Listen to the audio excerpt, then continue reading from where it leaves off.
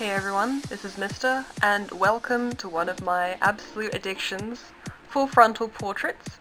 I semi-stylized this one as well, and this time I tried something quite different with the skin colours. You can see originally that I was taking the colours from the reference picture, and then I used the filter on SAI in order to change those colours to be close to the shade that the requester's character was like.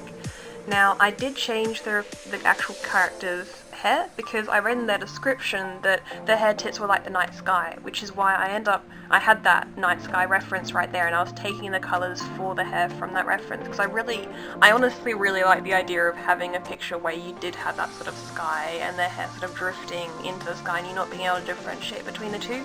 When I was first making this, that was the sort of vibe I was trying to go across.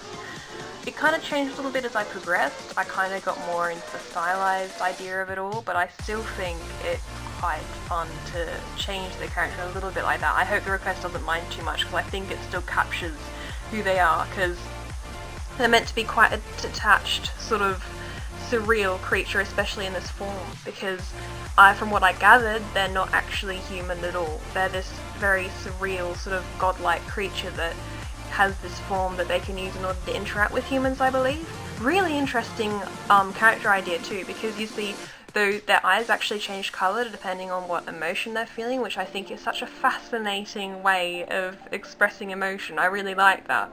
So essentially this character was really different, really interesting, and I really wanted to express that when I was drawing them. So I tried to capture this sort of vague, distant expression in her face while I was drawing her, and her eyes kept on actually getting really buggy while I was drawing her, which was quite annoying. What I did to fix that was I actually took the iris from one of the eyes and copied it over, and that actually fixed things quite well. I had to move the pupils around a little bit, but that did end up fixing it if any of you are having issues like that. Again, trying to keep a really loose feel. I found out later when I zoomed out again, because as I progress in the piece I tend to zoom in more and more and more as I'm adding more detail. I noticed that it wasn't actually totally symmetrical, so later on I actually changed the size of the canvas so that it is symmetrical, because I find that quite important for a piece like this, because it's a very emotional, sort of full frontal symmetrical piece, and what I like to do with those is I like to contrast that symmetry with the asymmetry of what I've drawn in the shading and everything. So if the canvas isn't totally split in half by the character's nose, it doesn't work out too well. Here I'm just changing the hue of the actual canvas just so I can see the contrast of the different colours.